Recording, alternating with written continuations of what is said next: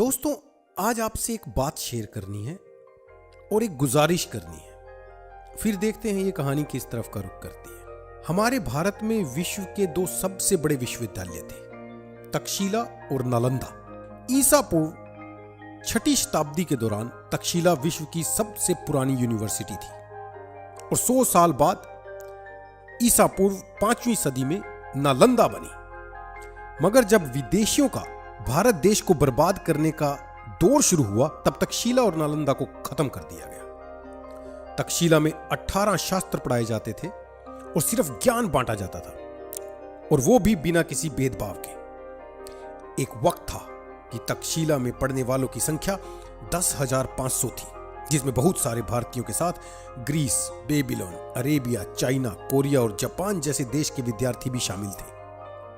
पढ़ाई के लिए 300 कमरे बनाए गए थे और धर्मगंज के नाम वाले ग्रंथालय में लाखों मनुस्क्रिप्ट यानी कि हस्तलिपि का संग्रह था।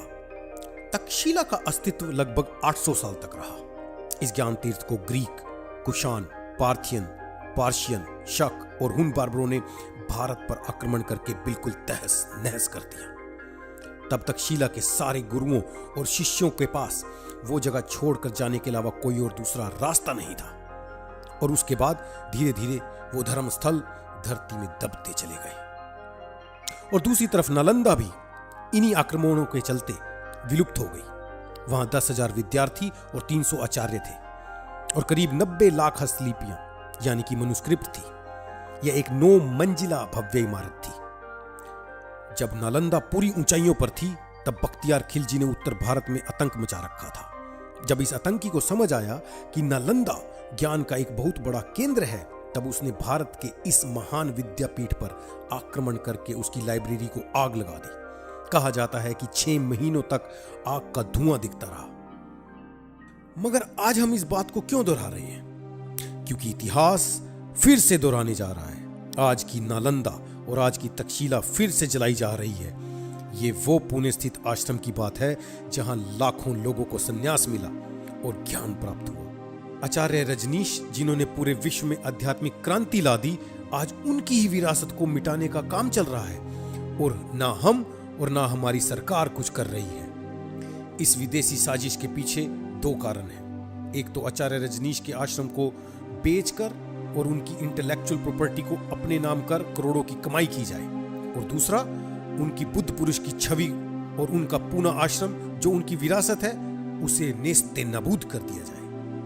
हमारे भारत की आध्यात्मिक परंपरा है कि जब देश का कोई संत या बुद्ध पुरुष देह त्याग करता है, तब उनको जलाया नहीं जाता, मगर उनकी समाधि बनाई जाती है। आचार्य रजनीश चाहते थे कि उनकी देह त्याग के बाद उनकी समाधि बने, क्योंकि इससे आने वाले हजारों वर्षों तक सन्यासी लोगों को शक्ति मिलती रहेगी। उनकी रहस्यमय मौत के तुरंत बाद सिर्फ 10 मिनट में उनके शरीर को जला दिया गया।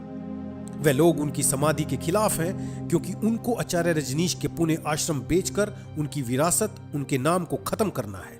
और सिर्फ इतना ही नहीं, उनकी इमेज सिर्फ एक फिलोसफर की कर देनी है। ये छोटी मोटी साजिश नहीं, ये एक बहुत बड़ा षड्यंत्र है। आज पूरी दुनिया में आचार्य रजनीश के चाहने वाले हैं। उनके नाम पर लाखों किताबें ऑनलाइन बिकती हैं और सारा पैसा विदेशी अकाउंट में चला जाता है।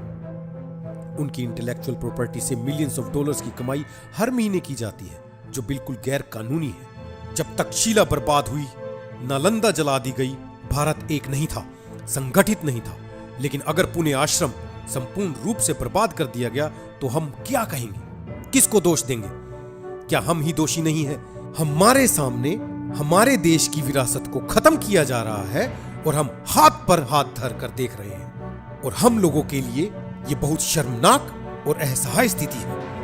आज आप लोगों से एक गुजारिश है, अगर आप और कुछ नहीं कर सकते तो सिर्फ इतना कीजिए, प्रधानमंत्री के नाम, गृह मंत्री और महाराष्ट्र के मुख्यमंत्री के नाम एक खत लिख दीजिए कि वो लोग इस ऐतिहासिक जगह को बिकने से बचा लें। नहीं तो आने वाली पीढ़ियां हमें ही दोष देंगी कि हमने और हमारी आज की सरकार ने एक और तक्षशिला और एक और नालंदा को बर्बाद होने दिया। हम उसे बचा नहीं पाए।